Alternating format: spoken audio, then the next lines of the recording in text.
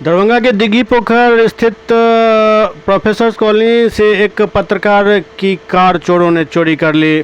Police मामले की छानबीन कर रही है। फिलहाल अभी तक कार के बारे में कोई जानकारी नहीं मिल पाई है।